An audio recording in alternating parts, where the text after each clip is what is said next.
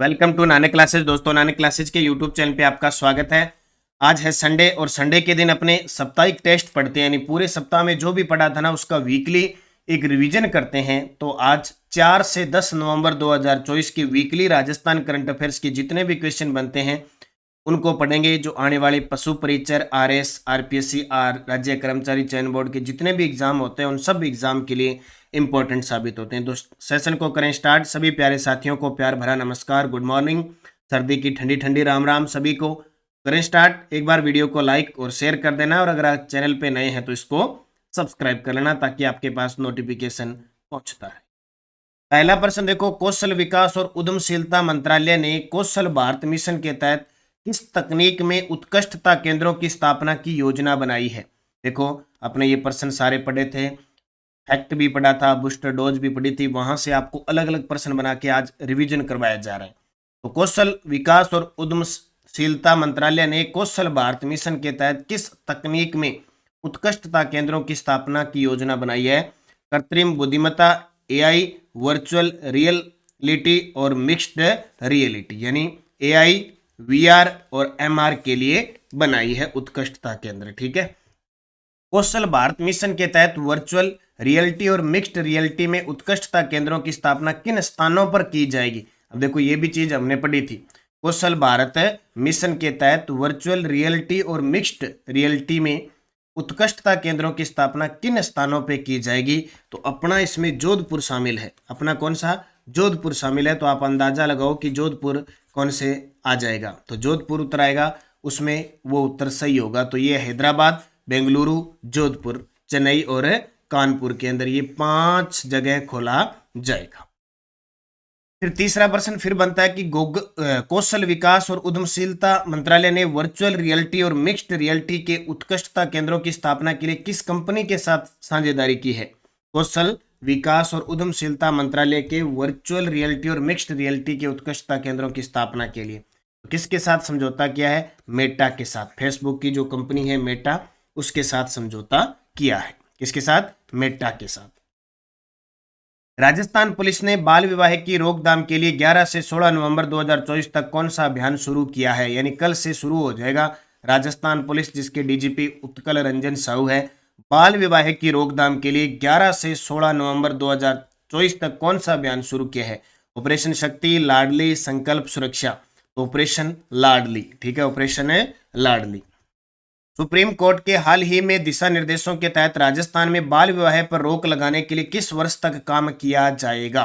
Supreme court के हाल ही में दिशा निर्देशों के तहत राजस्थान में बाल विवाह पर रोक लगाने के लिए किस वर्ष तक काम किया जाएगा? 2030 तक, यानी पूर्ण रूप से राजस्थान में बाल विवाह समाप्त करने का टारगेट बना के काम किया जाएगा। नीति आयोग द्वारा शुरू किए गए जल उत्सव कार्यक्रम में राजस्थान के किस जिले का चयन किया गया? वेरी वेरी इंपॉर्टेंट है भी। नीति आयोग द्वारा शुरू किए गए जल उत्सव कार्यक्रम राजस्थान के किस जिले का चयन किया है? हनुमानगढ़, संगरिया ब्लॉक और गांव है बोड़ावाड़ी। कौन सा? बोड़ाली गांव है संगरिया ब्लॉक में। हनुमानगढ़ बोड़ाली गांव बहुत प्रसिद्ध है। ठीक है, बहुत सारा युवा बटू चयनित होने ला रहे हैं, युवा पीटीआई और वगैरह है। बहुत बहुत शुभकामना बोड़ावाड़ी गांव वाला सारण, संगरिया ब्लॉक, हनुमानगढ़। जयप्रकाश पूनिया ने गोवा में आयोजित आयरनमैन 70.3 इवेंट में कौन सा स्थान प्राप्त किया, यानी 70.3 आयु वर्ग इवेंट में कौन सा स्थान प्राप्त किया है? किसने? जयप्रकाश पूनिया ने तीसरा स्थान। कौन सा? तीसरा। भी ये सारे प्रश्न पढ़े हैं अपने पिछले सप्ताह में जिसने क्लास से नहीं लिए। और आपके लिए एक सुविधा और कर दी, जो अक्टूबर महीने में कोई क्लास नहीं ले पाया, डेली वाली क्लास या वीकली वाली क्लास, तो एक साल पूरा एक साथ पूरे महीने का बूस्टर मैंने डाल दिया। बूस्टर डोज कल देखी होगी, लगभग 1 घंटे 45 मिनट को पूरे कवर कर दिया।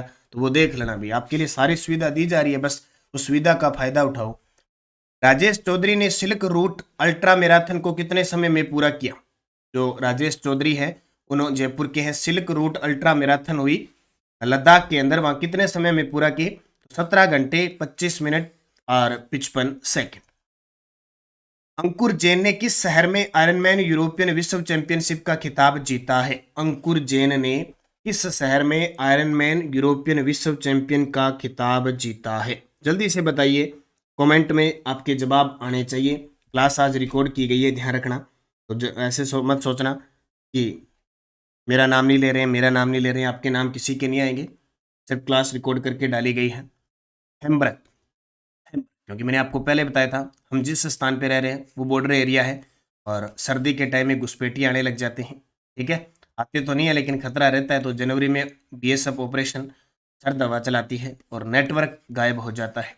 इसी वजह से बहुत सारी क्लासों को रिकॉर्ड करके डाली जाती है। इलाज नहीं है हमारे पास, लेकिन फिर भी आप तक पहुंचाई जा रही है क्लासें। बस आप ये मानो कि आप अच्छे तरीके से इस मैटर को कवर करते रहे। पवन ढाका जिन्होंने दुनिया की सबसे ऊंची अल्ट्रा मैराथन में स्वर्ण पदक जीता है, किस जिले से संबंधित है?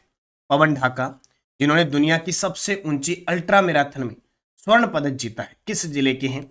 सीकर जिले के। ये बूस्टर डोज की पर्सन है भी, आप सोचो कहां से आगे। राजस्थान स्टूडियो को ग्लोबल रिस्पॉन्सिबल टूरिज्म अवार्ड किस उपलब्धि के लिए प्रदान किया गया? राजस्थान स्टूडियो को ग्लोबल रिस्पॉन्सिबल टूरिज्म अवार्ड किस उपलब्धि के लिए प्रदान किया गया?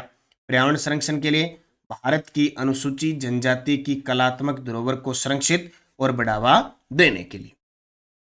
राजस्थान स्टूडियो को किस संस्था द्वारा ग्लोबल रिस्पॉन्सिबल टूरिज्म अवार्ड से सम्मानित किया गया? अब बात यह है कि राजस्थान स्टूडियो को सम्मानित किया गया, सम्मानित किया किसने? तो international centre for responsible tourism ICRT के द्वारा सम्मानित किया गया। एक प्रश्न और बनता है, राजस्थान स्टूडियो को यह पुरस्कार क्यों दिया गया? तो ये हम पढ़ चुके हैं कि भारतीय कला और संस्कृति को बढ़ावा देने के लिए स्थानीय कारीगरों के साथ काम करने के लिए यह प्रदान किया गया। एक प्रश्न इसका और बना देते हैं कि राजस्थान स्टूडियो की सेवाओं की शुरुआत किन शहरों में हुई थी? वहां से सारे प्रश्न आ गए, कोई भी दुविधा नहीं होगी, आपको याद रहेंगे। तो राजस्थान स्टूडियो की जो सेवाओं की शुरुआत है वो जयपुर, जोधपुर और उदयपुर से हुई थी। कहां से? जयपुर, जोधपुर और उदयपुर से हुई थी। राजस्थान स्टूडियो की सेवाएं अब किन स्थानों पर भी उपलब्ध है? यानी जयपुर, जोधपुर, उदयपुर से हुई थी, अब फिलहाल तो यहाँ भी उत्तर आ गया साथ में, बीकानेर, पुष्कर, जैसलमेर, बीकानेर, पुष्कर, जैसलमेर और रणथंभौर में भी अब सेवाएं शुरू हो चुकी है। मानसिक स्वास्थ्य और पोषण में सुधार के लिए किस संस्थाओं के बीच समझौता हुआ है? मानसिक स्वास्थ्य और पोषण में सुधार के लिए किन संस्थाओं के बीच समझौता हुआ है? तो जयपुर रग्स और हैप्पीनेस इंडेक्स के बीच, फाउंडेशन के बीच। 27वीं अखिल भारतीय वन खेलकूद टूर्नामेंट में राजस्थान टीम ने क्रिकेट स्पर्धा में किस राज्य को 8 विकेट से हराकर कांस्य पदक जीता है? 27वीं अखिल भारतीय वन खेलकूद टूर्नामेंट में राजस्थान टीम ने क्रिकेट स्पर्धा में किस राज्य को 8 विकेट से हराया? तो कर्नाटक को। किसको? कर्नाटक को हराया। सुचित्रा हाड़ा ने गोवा में आयोजित किस प्रतियोगिता में स्वर्ण पदक जीता? तो सुचित्रा हाड़ा ने गोवा में आयोजित किस प्रतियोगिता में? तो 10 मीटर एयर राइफल SH1 श्रेणी में, SH1 श्रेणी में 10 मीटर एयर राइफल में स्वर्ण पदक जीता जयपुर के सुचित्रा हाड़ा। 5 से 8 नवंबर 2024 तक ऑस्ट्रेलिया में विधानसभा अध्यक्ष वासुदेव देवनानी ने किस सम्मेलन में भाग लिया? ऑस्ट्रेलिया के सिडनी में। ऑस्ट्रेलिया के सिडनी में 67वां राष्ट्रमंडल संसदीय संघ CPA का सम्मेलन हुआ था। उसमें हमारे राजस्थान की तरफ से यानी 16वीं विधानसभा के अध्यक्ष वासुदेव देवनानी जी ने भाग लिया था। अब मुझे कमेंट करके बताना है वासुदेव देवनानी का विधानसभा क्षेत्र कौन सा है। ये वेरी वेरी इंपॉर्टेंट प्रश्न बनता है क्योंकि हमारे विधानसभा के अध्यक्ष हैं और हमारे पूर्व शिक्षा मंत्री भी रह चुके हैं। तो वासुदेव देवनानी का विधानसभा क्षेत्र बता देना भी कौन सा है। 7वां राजा रवि वर्मा सम्मान किस चित्रकार को प्रदान किया गया? राजा रवि वर्मा का संबंध केरल के, ध्यान रखना एक तो ये, और 7वां राजा रवि वर्मा सम्मान दिया गया जयप्रकाश लखीवाल को। इसको? जयप्रकाश लखीवाल को। 22 से 24 अक्टूबर 2024 को south Asia clean energy forum का आयोजन कहां हुआ था?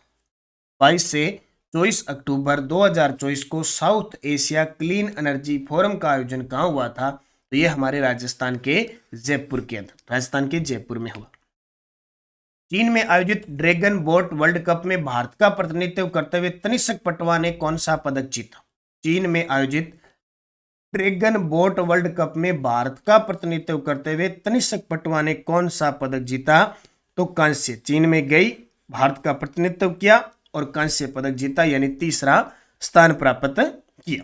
अब बात आती है तनिष्क पटवा का संबंध किस शहर से है। 2 प्रश्न बन गए कि तनिष्क पटवा है तो तैराक, ये तो क्लियर हो गया।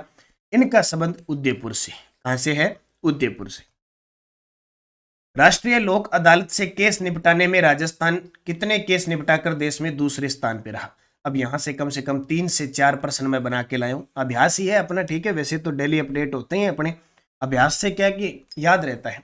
तो राजस्थान कितने केस निपटा कर देश में दूसरे स्थान पर रहा है? 1.90 करोड़। पहले स्थान पर उत्तर प्रदेश है, उसने कम से कम 4 करोड़ प्लस केस निपटाए और राजस्थान ने 1.90 करोड़। 2024 में राजस्थान की पहली राष्ट्रीय लोक अदालत कब आयोजित की गई? अगर तारीख पूछ ले तो आप क्या जवाब दोगे? 2024 में राजस्थान की पहली राष्ट्रीय लोक अदालत कब आयोजित की गई? 9 मार्च 2024 को। कब? 9 मार्च 2024 को। 2024 में राजस्थान की दूसरी राष्ट्रीय लोक अदालत में कितनी बेंचेज का गठन किया गया? ये क्वेश्चन इंपॉर्टेंट बनते हैं आपके लिए। तो कितनी बेंचेज का गठन किया गया? 512। और पहली में कितना था? 499, दूसरी में 512, तीसरे में 514। 3 राष्ट्रीय लोक अदालत। हो सकता है चौथी और दिसंबर में आएगी, तो उसकी भी चर्चा होगी। रालसा के कार्यकारी अध्यक्ष कौन है? जैसे देश के अंदर नालसा होता है और अभी आपको पता है नालसा के नए अध्यक्ष बने हैं ना, नालसा के नए अध्यक्ष बने। ये तो होता है राष्ट्रीय स्तर पर। राज्य में अपने राजस्थान में रालसा है, तो रालसा के वर्तमान कार्यकारी अध्यक्ष के रूप में काम कर रहे हैं जस्टिस पंकज भंडारी। कौन? जस्टिस पंकज भंडारी। सितंबर 2024 में आयोजित राजस्थान की तीसरी राष्ट्रीय लोक अदालत में कितनी बेंचों का गठन किया गया था? ये लो भी वेरी वेरी इंपॉर्टेंट है। हर एक प्रकार का क्वेश्चन बना दिया, कभी पेपर में आया आपका गलत नहीं होगा। तो यहां हम 514 पे जाएंगे। कितने? 514। राजस्थान ने कुल कितने मेजर मिनरल ब्लॉक्स की नीलामी की है? यानी 2015 से लेकर और 2024 अब तक कुल कितने मेजर मिनरल ब्लॉक्स की नीलामी कर दी? 86। और इस मामले में राजस्थान देश में टॉप पे है। देश का पहला एग्रो इको टूरिज्म और इंटरनेशनल फ्लावर रिसर्च सेंटर कहां स्थापित होगा? देश का पहला एग्रो इको टूरिज्म और इंटरनेशनल फ्लावर रिसर्च सेंटर कहां स्थापित होगा? तो ये होगा माउंट आबू। और माउंट आबू कहां पे है? सिरोही के अंदर। अगला प्रश्न देखो, राजस्थान सरकार ने पुलिस बल में महिलाओं के लिए कितने प्रतिशत आरक्षण को मंजूरी दे दी है? तो पहले 30% था, बढ़ाकर 33% कर दिया। राजस्थान का छठा टाइगर रिजर्व बनाए जाने की घोषणा की गई है। अभी बना नहीं है, मंजूरी नहीं मिली है, घोषणा हो चुकी है, लगभग क्षेत्र बांट दिया गया है, सब कुछ कर दिया गया है। तो वो कौन सा होगा? किस नाम से होगा? कुंभलगढ़ टाइगर रिजर्व के नाम से होगा। राजस्थान के किन 2 अधिकारियों को केंद्रीय गृह मंत्री दक्षता पदक से सम्मानित किया जाएगा? राजस्थान के किन 2 अधिकारियों को केंद्रीय गृह मंत्री दक्षता पदक से सम्मानित किया जाएगा? क्योंकि जो पुलिस विभाग है ना, उसका बिल्कुल सेंटर है वो गृह विभाग होता है। देश में केंद्रीय गृह विभाग होता है, राज्य में राज्य सरकार का केंद्रीय विभाग होता है। अब मुझे कोई कमेंट करके बताएगा, आपको ये तो पता है कि हमारे देश के गृह मंत्री अमित शाह है। कितने विद्यार्थियों को ये पता है कि राजस्थान के गृह मंत्री कौन है? राजस्थान के गृह मंत्री का प्रश्न आ जाए तो कितने विद्यार्थी सही कर पाते हैं? ये मुझे कमेंट करके बताओगे। आज आपके लिए क्वेश्चन है आज, ठीक है, ये आपका गृह कार्य है, आपको देना है। तो राजस्थान के गृह मंत्री जरूर बताना मुझे कमेंट करके। विमल सिंह और नरेंद्र कुमार, इन दोनों को केंद्रीय गृह मंत्री दक्षता पदक से सम्मानित किया जाएगा। HCM रिप्पा को किस आयोग द्वारा मान्यता दी गई है? हाल ही में हरिश्चंद्र माथुर जो संस्थान है जयपुर के अंदर, इसको किस आयोग द्वारा मान्यता दे दी गई है? तो ये क्षमता निर्माण आयोग CBT क्षमता निर्माण आयोग द्वारा मान्यता दी गई है। हरिश्चंद्र माथुर राजस्थान राज्य लोक प्रशासन संस्थान, पूरा नाम याद रखना HCM, हरिश्चंद्र माथुर, ठीक है। और रिप्पा राजस्थान राज्य लोक प्रशासन संस्थान की स्थापना कब की गई? क्योंकि अक्सर प्रश्न आते रहते हैं, तो इसकी स्थापना किस वर्ष की गई थी? ये प्रश्न सारे इंपॉर्टेंट है और अभी तो और ही बन जाएगा। 1957 के अंदर इसकी स्थापना हुई थी। फिर HCM रिप्पा कहाँ स्थित है? तो नॉर्मल सा प्रश्न है, जयपुर के अंदर स्थित है। एक प्रश्न और बनता है, HCM रिप्पा के 4 क्षेत्रीय प्रशिक्षण केंद्र निम्न में से किन स्थानों पर स्थित है? ये बहुत कम विद्यार्थियों ने सुना होगा, ऐसे प्रश्न आ जाए तो समस्या हो जाती है। तो ये कहाँ पे है? तो ये आपके मिलेंगे उदयपुर में, बीकानेर में, जोधपुर में और कोटा के अंदर, ठीक है। 4 क्षेत्रीय प्रशिक्षण केंद्र जरूर याद रख लेना, उदयपुर, बीकानेर, जोधपुर और कोटा। और एक प्रश्न और, HCM रिप्पा का मुख्य उद्देश्य क्या है? ये तो बहुत ही बार आता है, ये तो प्रश्न बहुत ही बार आता है। सार्वजनिक प्रशासन में क्षमता निर्माण और सिविल सेवाओं की प्रशिक्षण के लिए, ये शब्द बहुत बार आता है। इसका मुख्य उद्देश्य है प्रशिक्षण देना, ठीक है, इसका मुख्य उद्देश्य है प्रशिक्षण देना। नेपाल में लुम्बिनी स्थित शब्द प्रतिभा बहुक्षेत्रीय सम्मान फाउंडेशन द्वारा किसे अंतर्राष्ट्रीय हिंदी काव्य रत्न सम्मान से सम्मानित किया गया? तो ये डॉक्टर छाया शर्मा को। इसको डॉक्टर छाया शर्मा को। मिसरोली गांव किस जिले में स्थित है जहां बेसाल्ट की लगभग 6 करोड़ वर्ष पुरानी चट्टानों को जियो साइट के रूप में विकसित किया जाएगा? मिसरोली गांव किस जिले में स्थित है जहां बेसाल्ट की लगभग 6 करोड़ वर्ष पुरानी जो चट्टानें हैं उनको जियो साइट के रूप में विकसित किया जाएगा? यह है झालावाड़ में। कहाँ है? झालावाड़ में। राज्य घरेलू उत्पाद जीएसडीपी में पर्यटन की प्रत्यक्ष और परोक्ष हिस्सेदारी कितनी है? राज्य घरेलू उत्पाद जीएसडीपी में पर्यटन की प्रत्यक्ष और परोक्ष हिस्सेदारी कितनी है? तो 5.6%। फिर आपसे पूछ ले, राजस्थान फिल्म पर्यटन प्रोत्साहन नीति किस वर्ष लागू की गई? राजस्थान फिल्म पर्यटन प्रोत्साहन नीति किस वर्ष लागू की गई? आपका उत्तर होगा 2022। अब मैं आपको बता देता हूं कि राज्य की नई पर्यटन नीति 2020 में आई थी, इको टूरिज्म नीति 2021 में आई थी, राजस्थान फिल्म पर्यटन प्रोत्साहन नीति और राजस्थान ग्रामीण पर्यटन नीति ये दोनों ही 2022 के अंदर आई थी। कथन, अब ये देखो, कोशिश कर रहा हूं मैं, कुछ प्रश्न आजकल करंट के इस प्रकार के आने लगे, आपको भी मैं उनका रिवीजन करवाऊं, उनका भी अभ्यास आपको करवाऊं और आप उसमें अच्छे तरीके से निपुण हो। कथन पढ़िए, आजकल करंट के प्रश्न बहुत सारे ऐसे आने लगे। राजस्थान राज्य सरकार ने Rajasthan textile and apparel policy 2024 का ड्राफ्ट जारी किया है। इसका उद्देश्य 2029 तक टेक्सटाइल सेक्टर में 15,000 करोड़ का निवेश आकर्षित करना है और 2 लाख नए रोजगार उत्पन्न करना है। ये कथन है। निष्कर्ष इसका कहता है कि सरकार का मुख्य उद्देश्य कपड़ा उद्योग को प्रोत्साहन देकर राज्य की आर्थिक स्थिति को मजबूत करना है। तो क्या इसमें एक ही सही है? क्या दोनों ही एक, केवल 2 सही है, या दोनों ही सही है, या फिर न तो निष्कर्ष एक सही है न निष्कर्ष 2 सही? क्या हो सकता है? इसका उत्तर सही हो जाएगा, इसमें दोनों ही सही है, दोनों निष्कर्ष है वो सही है। कारण की बात Rajasthan textile and apparel policy की कर रहा है, तो इसका संबंध किसी कपड़ा उद्योग को प्रोत्साहित करना है। तो गजब का प्रश्न है। आजकल एग्जामिनर ये पूछता है, वो आंकड़ा क्या है, ऐसे प्रश्न दे देगा। यहाँ 2029 है, वहां यहाँ दे देगा 2025 या 2027, 2031, 15,000 करोड़, कुछ ना कुछ चेंज कर देगा। फिर आपको, और चेंज करता है मामूली सी बात। एक कथन का प्रश्न और, केंद्रीय वित्त मंत्रालय ने 4 नवंबर 2024 को बिट्स पिलानी की हीरक जयंती के अवसर पर 60 रुपए का स्मारक सिक्का जारी करने की घोषणा की है। केंद्रीय वित्त मंत्रालय ने 4 नवंबर 2024 को बिट्स पिलानी झुंझुनू की हीरक जयंती आज मनाई जाएगी के अवसर पर 60 रुपए का स्मारक सिक्का जारी करने की घोषणा की है। बिट्स पिलानी की स्थापना 1964 में हुई थी और 2024 में इसकी 60वीं वर्षगांठ बनाएगी। केवल एक सही है, केवल 2 सही है, दोनों निष्कर्ष एक और दोनों सही है, न तो निष्कर्ष एक और न ही निष्कर्ष 2 सही। क्या उत्तर हो बताइए जल्दी? तो इसका उत्तर होगा दोनों ही सही, दोनों ही सही। तो इनको अच्छे तरीके से याद रखना। ये थी आज की क्लास। जितने भी क्वेश्चन थे फैक्ट वाले वो मैंने आपको दिए। और बहुत खुशखबरी, जो शिक्षक बनना चाहते हैं, पात्रता की जल्द ही नोटिफिकेशन शुरू होने वाला है, अप्लाई शुरू हो जाएंगे। नवंबर में नोटिफिकेशन लास्ट में, दिसंबर में अप्लाई और फरवरी के शुरुआत में रीट पात्रता होने जा रही है। तो रीट L1 के लिए पात्रता का हमारी टेस्ट सीरीज उपलब्ध है नानक क्लासेज ऐप में, प्लस वीडियो कोर्स उपलब्ध है। आप कोई भी ले, आपके लिए उपलब्ध है। जिसकी पात्रता क्लियर है वो मेंस की तैयारी कर सकते हैं टेस्ट सीरीज के साथ, और जीत आपकी घर बैठे करें तैयारी बड़ी शानदार तरीके के साथ। और ये समझ लो, जो विद्यार्थी नानक क्लासेस से रीट के लिए जुड़ गया वो सिलेक्शन निश्चित है, निश्चित सिलेक्शन का हकदार होगा। बस उसको निरंतर फॉलो करना पड़ेगा, निरंतर तैयारी करनी पड़ेगी। आपके लिए टेस्ट, वीडियो कोर्स सब उपलब्ध करवाए जा रहे हैं।